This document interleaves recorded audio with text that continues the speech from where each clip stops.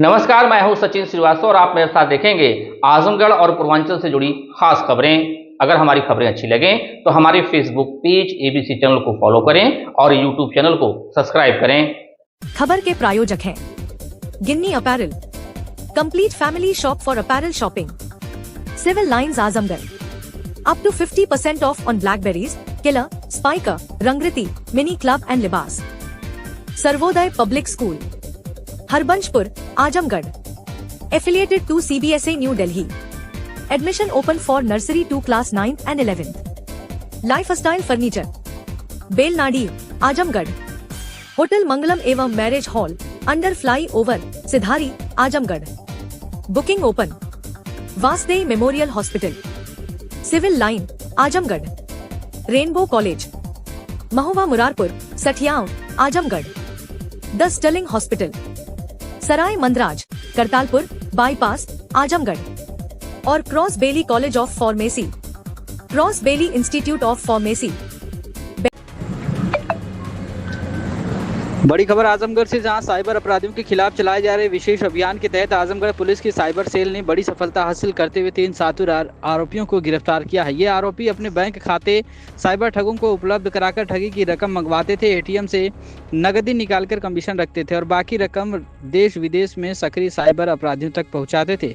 Police के मुताबिक पहले मामले में आरोपी टेलीग्राम के जरिए विदेशी साइबर अपराधियों के संपर्क में आया और लालच में अपना बैंक खाता उनके हवाले कर दिया। दूसरे आरोपी ने फर्जी फर्म आरके फार्मा के नाम पर करंट अकाउंट खुलवाया, जिसके जरिए करोड़ों रुपए की साइबर ठगी का लेन देन किया जाता था। तीसरे आरोपी ने इन्वेस्टमेंट के नाम पर ठगी गई रकम अपने खाते में मंगवाकर नकदी निकाली और कमीशन काट कर अपने साथियों तक पहुंचाया। जांच के दौरान एक बैंक खाते से 229 NCRP शिकायतें जुड़ी मिली, जिसमें 3 करोड़ रुपए से अधिक का साइबर ठगी का खुलासा हुआ है। वहीं दूसरे खाते का लिंक गुजरात में 13.74 लाख रुपए की साइबर ठगी से जुड़ा पाया गया। पुलिस ने आरोपियों के कब्जे से मोबाइल फोन, 3 ATM कार्ड और साइबर ठगी से संबंधित नकदी बरामद की है। एसपी ग्रामीण चिराग जैन ने बताया कि गिरफ्तार आरोपियों के में रामाश्रय सरोज, रवि कुमार और यशवीर सिंह शामिल हैं। रामाश्रय सरोज पुत्र रामपलट निवासी ग्राम सोफीपुर, थाना देवगांव, जनपद आजमगढ़ ने अपना बैंक खाता साइबर अपराधियों को उपलब्ध कराया था, जिसमें 13 लाख रुपए से अधिक का लेन देन हुआ था। रवि कुमार पुत्र श्री राम प्रसाद निवासी फत्तनपुर, थाना सरायमीर, जनपद आजमगढ़ के नाम फर्जी फर्म के नाम पर खाता खोलकर साइबर अपराधियों को उपलब्ध कराया, जिसके जरिए 3 करोड़ रुपए से अधिक का ट्रांजैक्शन हुआ और उस खाते पर 229 शिकायतें दर्ज हैं। तीसरे आरोपी यशवीर सिंह पुत्र विजेंद्र सिंह निवासी ग्राम कड़सारी, गौतम, जनपद बस्ती ने भी अपना बैंक खाता साइबर अपराधियों को उपलब्ध कराया था। पुलिस अब इस पूरे साइबर नेटवर्क, बैंक खातों और फरार आरोपियों की तलाश में जुटी हुई है। एसपी ग्रामीण चिराग जैन ने कहा कि मामले की गहनता से जांच की जा रही है और जल्द ही इस गिरोह से जुड़े अन्य आरोपियों को भी गिरफ्तार किया जाएगा। जनपद आजमगढ़ की पुलिस लगातार साइबर अपराधियों पर काम कर रही है और इसी क्रम में साइबर सेल द्वारा और साइबर थाने की पुलिस द्वारा 3 अपराधियों को पकड़ा गया है। इन तीनों अपराधियों द्वारा साइबर अपराधियों को 3 मूल खाते उपलब्ध कराए गए थे। इसमें पहला प्रकरण है जिसमें रामाश्रय सरोज को गिरफ्तार किया गया है। इन्होंने भी साइबर अपराधियों को अकाउंट उपलब्ध कराया था। इनके अकाउंट में लगभग 13 लाख से अधिक रुपए प्राप्त हुए थे और जो साइबर अपराधियों को कमीशन निकालकर दिया गया था। शेष एक व्यक्ति हैं जिन्होंने फर्जी फर्म के नाम पे खाता खोला था और इनके खाते में लगभग 3 करोड़ से अधिक रुपया आया था और 229 शिकायतें इनके खाते के संबंध में दर्ज की गई हैं। इन्होंने आरके फार्मा के नाम से एक अकाउंट बनाया और उसको साइबर अपराधी को उपलब्ध कराया था। इसी प्रकार एक तीसरे अपराधी जिनका नाम यशवीर सिंह है, इन्होंने भी अकाउंट अपना उपलब्ध कराया था और इसमें साइबर अपराध का पैसा आया था। इस तरह से इन तीनों अपराधियों को गिरफ्तार किया गया है। इनकी लिंक जितने अपराधियों से है उनको हमारी टीम जांच कर रही है। उनके तथ्य जो भी प्रकाश में आएंगे उनके आधार पर आगे की कार्रवाई की जाएगी। आम जनता से मैं ये अपील करना चाहता हूँ कि कोई भी व्यक्ति, चाहे वह आपका सगे संबंधी ही क्यों ना हो, अगर आपसे अकाउंट मांगे और उनमें अनावश्यक रूप से और इलीगल तरीके से या किसी भी अज्ञात माध्यम से पैसा आए तो उसको तत्काल प्रभाव से NCRP पोर्टल या 1930 पर रिपोर्ट करें, जिससे कि आपको साइबर अपराध से बचा जा सके। आजमगढ़ जिले के मेहनाजपुर थाना क्षेत्र में शादी समारोह के दौरान हुए विवाद में युवक की हत्या के मामले में पुलिस ने मुख्य आरोपी को घटना के 24 घंटे के भीतर मुठभेड़ के बाद गिरफ्तार कर लिया। जवाबी कार्रवाई में आरोपी के दाहिने पैर में गोली लगी, जिसके बाद उसे जिला अस्पताल में भर्ती कराया गया। पुलिस के अनुसार 7 जुलाई की रात ग्राम डंडवल में आयोजित शादी समारोह में भोजन करने को लेकर विवाद हो गया था। विवाद इतना बढ़ गया कि अजीत यादव उर्फ भंटा और उसके साथियों ने प्रतोष राजभर व ओटू राजभर पर लाठी डंडों से हमला कर दिया। गंभीर रूप से घायल प्रतोष राजभर की उपचार के दौरान मौत हो गई। इस मामले में मृतक की मां चंद्रकला की तहरीर पर महनाजपुर थाने में धारा 105 व 115 दो बीएनएस के तहत मुकदमा दर्ज किया गया था। पुलिस ने बताया कि गुरुवार तड़के करीब 1:40 पर करसड़ा नहरपोलिया के पास संदिग्ध मोटरसाइकिल सवार को रोकने का प्रयास किया गया। पुलिस को देखकर आरोपी भागने लगा, लेकिन उसकी बाइक फिसल गई। खुद को घिरा देख उसने पुलिस टीम पर फायरिंग कर दी। आत्मरक्षा में पुलिस की जवाबी कार्रवाई में आरोपी के पैर में गोली लगी और उसे मौके से गिरफ्तार कर लिया गया। गिरफ्तार आरोपी की पहचान अजीत यादव उर्फ भंटा उम्र 29 वर्ष निवासी ग्राम डंडवल थाना महनाजपुर के रूप में हुई है। उसके कब्जे से एक अवैध 315 बोर का तमंचा, एक जिंदा कारतूस, एक मिस कारतूस, 3 खोखा कारतूस तथा एक मोटरसाइकिल बरामद की गई है। पूछताछ में आरोपी ने शादी समारोह में हुए विवाद के बाद अपने साथियों के साथ मिलकर प्रतोष और उसके साथी ओटू पर लाठी डंडों से हमला करने की बात स्वीकार की। पुलिस से बचने के लिए उसने मुठभेड़ के दौरान फायरिंग करने की भी बात कबूल की। पुलिस के मुताबिक आरोपी के खिलाफ हत्या, आर्म्स एक्ट, एनडीपीएस एक्ट, मारपीट, बलवा सहित कुल 7 आपराधिक मुकदमे दर्ज हैं। मामले में अन्य आरोपियों की तलाश जारी है। क्या कुछ कहना है भूपेश पांडे, शिवलालगंज का, सुनिए। वरिष्ठ पुलिस अधीक्षक महोदय आजमगढ़ के निर्देशन में अपराध और अपराधियों के विरुद्ध कठोर कार्रवाई के क्रम में 7/8 जुलाई की रात्रि में थाना महनाजपुर के ग्राम दंडवल में शादी समारोह के दौरान हुए विवाद में एक युवक की हत्या में वांछित अभियुक्त अजीत यादव उर्फ भंटा, जो कि डंडवल का निवासी था, इसको 24 घंटे के अंदर थाना महनाजपुर और एसओजी की टीम के द्वारा पुलिस मुठभेड़ के दौरान गिरफ्तार किया गया। इसके पास से अवैध तमंचा, कारतूस और एक मोटरसाइकिल बरामद हुई है। इस अभियुक्त के विरुद्ध पूर्व में भी विभिन्न गंभीर धाराओं में हत्या, बलवा, मारपीट के करीब 7 मुकदमे पंजीकृत हैं इसके ऊपर। वर्तमान में इसका उपचार प्राथमिक स्वास्थ्य केंद्र में चल रहा है। अन्य अभियुक्तों की गिरफ्तारी के लिए टीमें लगी हुई हैं। शीघ्र उनकी गिरफ्तारी सुनिश्चित की जाएगी। आजमगढ़ जिले के महनाजपुर थाना क्षेत्र के डंडवल गांव में शादी समारोह के दौरान भोजन करने की बात को लेकर हुए विवाद में युवक की हत्या के मामले में पुलिस ने बड़ी कार्रवाई करते हुए 5 वांछित आरोपियों को गिरफ्तार कर लिया है। आरोपियों की निशानदेही पर घटना में प्रयुक्त डंडा और एक लोहे की राड भी बरामद की गई है। इससे पहले इस मामले का मुख्य आरोपी अजीत यादव उर्फ भंटा पुलिस मुठभेड़ में घायल होने के बाद गिरफ्तार किया जा चुका है। अब तक इस हत्याकांड में कुल 6 आरोपी गिरफ्तार या घायल होकर पुलिस की गिरफ्त में आ चुके हैं। पुलिस के अनुसार 8 जुलाई को मृतक प्रतोष राजभर की मां चंद्रकला की तहरीर पर महनाजपुर थाने में मुकदमा दर्ज किया गया था। आरोप था कि 7 या 8 जुलाई की रात डंडवल गांव में आयोजित एक शादी समारोह में भोजन करने को लेकर हुए विवाद के दौरान प्रतोष राजभर पर लाठी डंडों और लोहे की राड से हमला किया गया, जिससे उसकी मौत हो गई। विवेचना के दौरान जुटाए गए साक्ष्यों के आधार पर मुकदमे में धारा 3-5 बीएनएस की भी बढ़ोतरी की गई। गुरुवार सुबह 8:20 पर सूचना मिलने पर महनाजपुर पुलिस ने बरवा मोड़ पर घेराबंदी कर 5 वांछित आरोपियों को गिरफ्तार कर लिया। गिरफ्तार आरोपियों में आशीष यादव, राजा चौहान, अभिषेक हरवार, सनी चौहान और आनंद राजभर शामिल हैं। पूछताछ में आरोपियों ने घटना में शामिल होने की बात स्वीकार की। पुलिस ने आरोपियों की निशानदेही पर हत्या में प्रयुक्त एक डंडा और लोहे की राड बरामद की है। सभी आरोपियों के खिलाफ कार्रवाई करते हुए न्यायालय भेजा गया। खबर आजमगढ़ से, जहां शहर के नरौली क्षेत्र स्थित एक रेस्टोरेंट में गुरुवार की सुबह आग लग गई। कुछ ही देर में आग ने विकराल रूप धारण कर लिया। मौके पर पहुंची फायर ब्रिगेड की 4 गाड़ियों ने घंटों मशक्कत के बाद आग पर काबू पाया। बता दें कि नरौली तिरंगा चौराहा के पास ग्रिल टू चिल नाम से एक रेस्टोरेंट स्थित है। गुरुवार की सुबह लगभग 5 बजे इसी रेस्टोरेंट की दूसरी तल पर आग लग गई। रेस्टोरेंट के अंदर से धुआं उठता देख आसपास के लोगों में हड़कंप मच गया। आनंद फानंद में स्थानीय लोग एकजुट होकर आग पर काबू करने का प्रयास शुरू किए। काफी प्रयास के बाद भी आग भयावह होती गई। रेस्टोरेंट से आग की लपटें बाहर निकलने लगी। सूचना पर फायर ब्रिगेड की 4 गाड़ियां मौके पर पहुंची और कड़ी मशक्कत के बाद आग पर काबू पाया। वहीं सिधारी थाना पुलिस मौके पर पहुंचकर रूट डायवर्जन कराकर रेस्टोरेंट में लगी आग को बुझाने में अपना सहयोग किए। घटना से पूरे क्षेत्र में अफरा तफरी देखने को मिली। क्या कुछ कहना विवेक कुमार शर्मा, सीएफओ का, सुनिए। लगने की घटना हुई, अब तक क्या स्थिति है और क्या कारण रहा था प्रथम दृष्टया?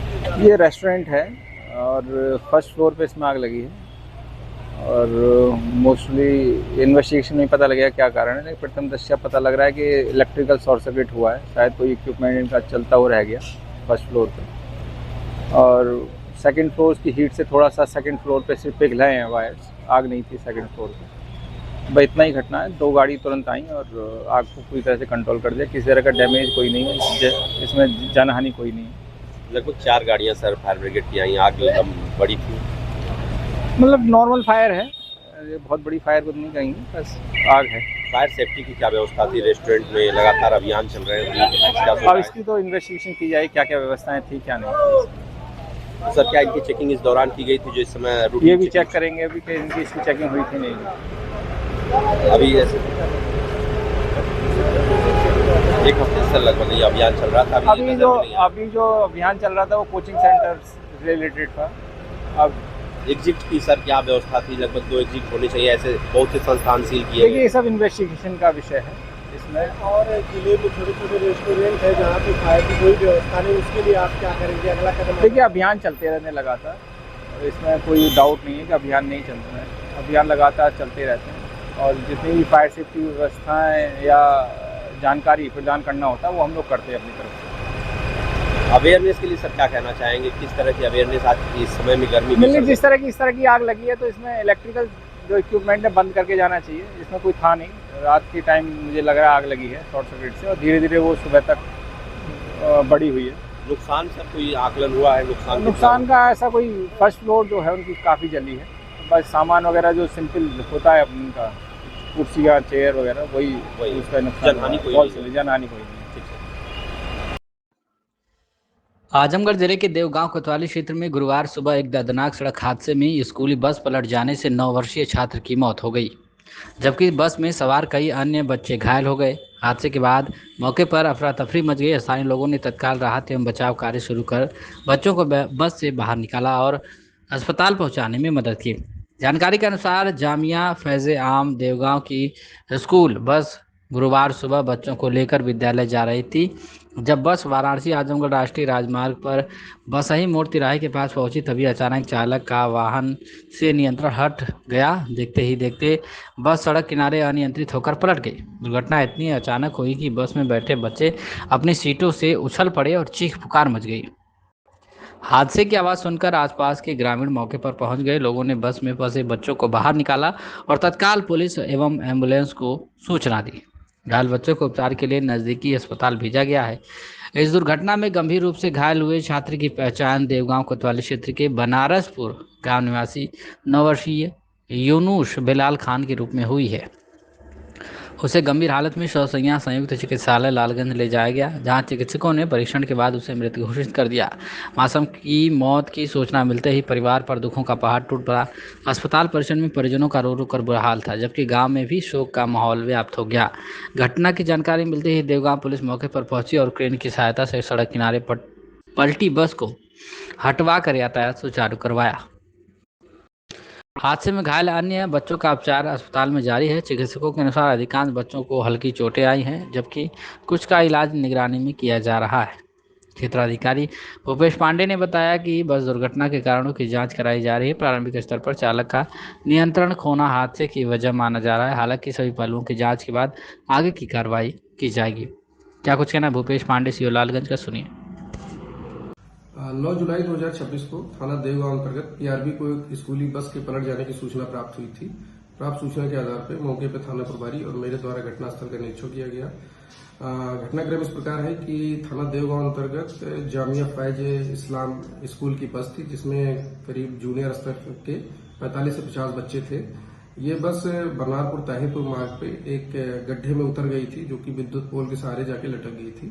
मौके पर ग्रामीणों की मदद से बच्चों को उतारा गया। इस पूरे घटनाक्रम में एक बच्चा जो कि गंभीर रूप से घायल था, उसको प्राथमिक उपचार के बाद हायर सेंटर के लिए रेफर किया गया है। बस को मौके से हटा के थाने लाया गया है। अग्रिम विधिक कार्रवाई प्रचलित है।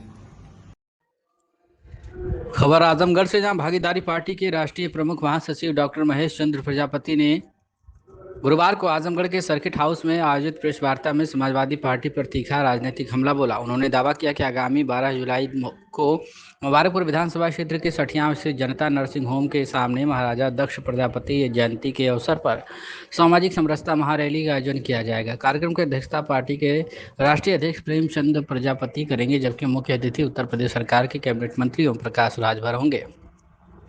डॉक्टर प्रजापति ने कहा कि महाराजा दक्ष प्रजापति सृष्टि के प्रथम राजा और ब्रह्मा के 7वें मानसपुत्र थे। उन्होंने आरोप लगाया कि समय के साथ उनके वंशजों को सामाजिक रूप से हाशिए पर पहुंचा दिया गया। उन्होंने कहा कि भागीदारी पार्टी का उद्देश्य प्रजापति समाज को उसका खोया हुआ सम्मान और राजनीतिक भागीदारी दिलाना है। प्रेस वार्ता में उन्होंने समाजवादी पार्टी पर प्रजापति समाज की उपेक्षा का आरोप लगाते हुए कहा कि आजमगढ़ की सभी 10 विधानसभा सीटों पर प्रजापति समाज का प्रभावी वोट बैंक होने के बावजूद उसे राजनीतिक प्रतिनिधित्व नहीं मिला। उनका दावा है कि अब बड़ी संख्या में प्रजापति समाज भागीदारी पार्टी के साथ जुड़ चुका है। डॉक्टर प्रजापति ने कहा कि आजमगढ़ में जो सपा के साथ सटेगा वह कटेगा। उन्होंने आरोप लगाया कि अति पिछड़े और अति दलित समाज विशेषकर कुम्हार समाज के साथ सबसे अधिक उत्पीड़न समाजवादी पार्टी से जुड़े लोगों द्वारा किया जा रहा है। हालांकि इन आरोपों पर समाजवादी पार्टी की ओर से तत्काल कोई प्रतिक्रिया सामने नहीं आई है। डॉक्टर प्रजापति ने कांग्रेस, बसपा और समाजवादी पार्टी पर भी अति पिछड़े और दलित समाज को झूठे वादों से भ्रमित करने का आरोप लगाया। उन्होंने कहा कि यदि किसी दल को भागीदारी पार्टी की आवश्यकता नहीं होती है तो पूर्वांचल के लगभग 125 विधानसभा सीटों पर पार्टी पूरी मजबूती से चुनाव मैदान में उतरेगी। प्रेस वार्ता के दौरान उन्होंने कहा कि भागीदारी पार्टी आगामी चुनाव में अपनी राजनीतिक ताकत का प्रदर्शन करेगी और समाज के अधिकारों के लिए संघर्ष जारी रखेगी। क्या कुछ कहना है डॉक्टर महेश चंद्र प्रजापति, राष्ट्रीय प्रमुख महासचिव का, सुनिए। प्रेस वार्ता आपने बुलाई है, क्या है इसका उद्देश्य? देखिए, आज इस प्रेस वार्ता के माध्यम से हम आप लोगों को संदेश देना चाहते हैं कि 12 जुलाई को आजमगढ़ के मुबारकपुर विधानसभा में जनता नर्सिंग होम के सामने 60वां एक ग्राम सभा है। ऑन द वे, बिल्कुल बड़ा ग्राउंड है। उसी ग्राउंड में भागीदारी पार्टी के नेतृत्व में सृष्टि के पहले राजा महाराजा दक्ष प्रजापति जी की जयंती के उपलक्ष्य में सामाजिक समरसता महारैली का आयोजन किया गया है और इस महारैली की अध्यक्षता भागीदारी पार्टी के राष्ट्रीय अध्यक्ष माननीय श्री प्रेमचंद प्रजापति जी करेंगे और इस कार्यक्रम के मुख्य अतिथि सुहेल देव भारतीय समाज पार्टी के राष्ट्रीय अध्यक्ष, उत्तर प्रदेश सरकार के कैबिनेट मंत्री माननीय श्री ओम प्रकाश राजभर जी होंगे। इस रैली के माध्यम से हम एक बड़ी शक्ति प्रदर्शन करने जा रहे हैं। अभी आप लोगों ने देखा कि हमने 27 जून को आपके इसी आजमगढ़ के फूलपुर पवई विधानसभा के रामलीला मैदान में बड़ी ऐतिहासिक रैली किया था। कम से कम 10,000 संख्या वहां जगह थी और ये रैली मैं तो आप लोगों को आमंत्रित करूंगा कि आप लोग 12 जुलाई को आइए और कवरअप करिए। आप देखिएगा कम से कम वहां जगह 20,000 की संख्या होगी। हमारी जो लड़ाई है, ये लड़ाई वंचित शोषितों की है। जो विकास की मुख्य धारा के अंतिम पायदान पर बैठा हुआ जो व्यक्ति है, हम उसको पीछे से उठाकर आगे बैठाना चाहते हैं और उसको लेकर माननीय श्री प्रेमचंद प्रजापति जी ये जो भागीदारी पार्टी बनाकर जो हम लोगों को ताकत दिया है, आज आजमगढ़ में देखा जाए तो सबसे ज्यादा उत्पीड़न अति पिछड़े अति दलितों पर, खास तौर से प्रजापति पर अगर देखा जाए तो एक जाति द्वारा, यादव समाज द्वारा किया जा रहा है। हम तो गांव में खुद घूम घूम कर देख रहे हैं, चौपाल लगा रहे हैं और इसीलिए तो मैं तो कह रहा हूं कि आजमगढ़ में जो समाजवादी पार्टी से सटेगा वो पक्का कटेगा, उसको कोई रोक नहीं सकता है।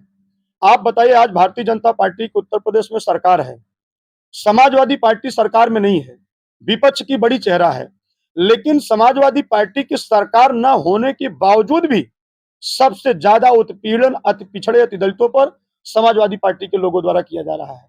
जमीनों पर कब्जा किया जा रहा है। एक यादव जी इधर हैं, एक यादव जी इधर हैं, बीच में कोई पाल प्रजापति बिंद कोट मल्ला है तो दोनों लोगों का लक्ष्य है कि इसको मार के खेत की इसकी जमीन कब्जा कर लो। इस तरीके से उत्पीड़न हो रहा है, लोग घरों से निकल नहीं पा रहे हैं।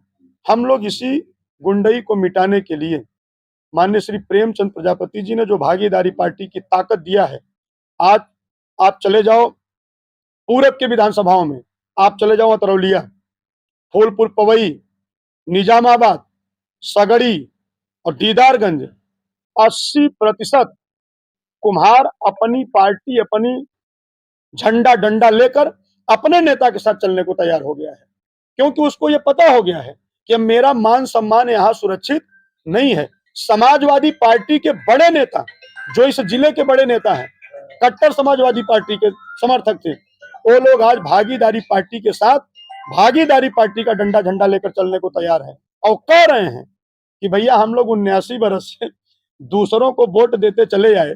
उत्तर प्रदेश में 4 बार समाजवादी पार्टी की सरकार बनाया, 4 बार बसपा की सरकार बनाया, लेकिन अगर पीछे का इतिहास उठाकर देखा जाए तो हम जहां से चलना शुरू किए थे आज भी हम वहीं खड़े हैं। तो आपका लक्ष्य क्या होगा? जैसे 27 के चुनाव में आप एनडीए के सहयोगी के रूप में लड़ना चाहेंगे, किस चीज को डिमांड रखेंगे, क्या रहेगा? देखिए, सीधा सा फार्मूला है, अगर मेरी जरूरत जिसको है, अगर उनको लगता है कि भागीदारी पार्टी की ताकत है, भागीदारी पार्टी के साथ इनके समाज का वोट के साथ साथ अति पिछड़े अति दलितों का इनके साथ वोट है, इनको बिना साथ में लिए मेरी सरकार नहीं बनेगी, तो जो हमारी हिस्सेदारी की बात करेगा हम उसके साथ गठबंधन करके चुनाव लड़ने के लिए तैयार हैं।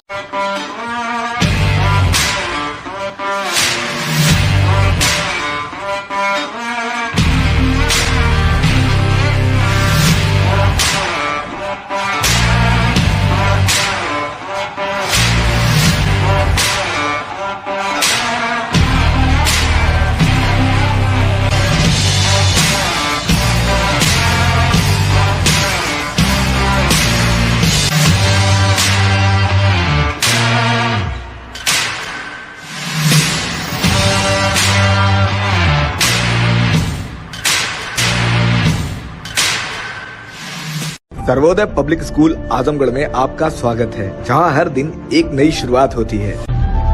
यहां आपके बच्चे की अच्छी शिक्षा और बेहतर भविष्य के लिए नई शिक्षा नीति 2020 के अनुरूप पाठ्यक्रम है और इससे जुड़ी सभी सुविधाएं उपलब्ध हैं। यहाँ sports, horse riding, dance classes जैसी यूजफुल एक्टिविटीज तो होती ही हैं, साथ ही लाइब्रेरी, म्यूजिक और आर्ट एंड क्राफ्ट के थ्रू भी बच्चों की क्रिएटिविटी को स्पेशली बढ़ावा दिया जाता है। बच्चों को तकनीकी दुनिया से जोड़े रखने के लिए स्मार्ट क्लासेस, रोबोटिक्स और कंप्यूटर लैब्स उपलब्ध हैं। छोटे बच्चों के लिए अलग से प्ले सेट एरिया है और एक्टिविटी रूम की व्यवस्था है। सर्वोदय स्कूल में बड़ी क्रिकेट एकेडमी के साथ ही हेल्थ और वेलफेयर क्लब भी है, जहां पर बच्चों को सेहतमंद और खुश रखने की पूरी कोशिश की जाती है। 6th क्लास से गर्ल्स के लिए सेपरेट क्लासेस और बिल्कुल सुरक्षित स्कूल बस सर्विसेज, वो भी GPS के साथ सभी रूट्स के लिए अवेलेबल है। Lifestyle furniture, Belnadi, Azamgarh.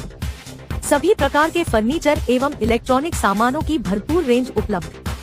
हमारे यहाँ EMI की सुविधा 0% ब्याज पर उपलब्ध। इलेक्ट्रॉनिक सामानों में LED TV, refrigerator, washing machine, air conditioner, air cooler, deep freezer, water cooler, mixer juicer, iron, fan, induction, battery, inverter, electric geyser, gas geyser, आटा चक्की इत्यादि। फर्नीचर के सामानों में बेड, गद्दा, सिंगारदान, अलमीरा, sofa, table, chair, rack, stool, संदीली, सीढ़ी, डाइनिंग टेबल, झूला आदि। शादी विवाह की हो तैयारी या ऑफिस और घर के लिए सामानों की करनी हो खरीदारी, पहुँचिए लाइफस्टाइल फर्नीचर, बेलनाडी, आजमगढ़।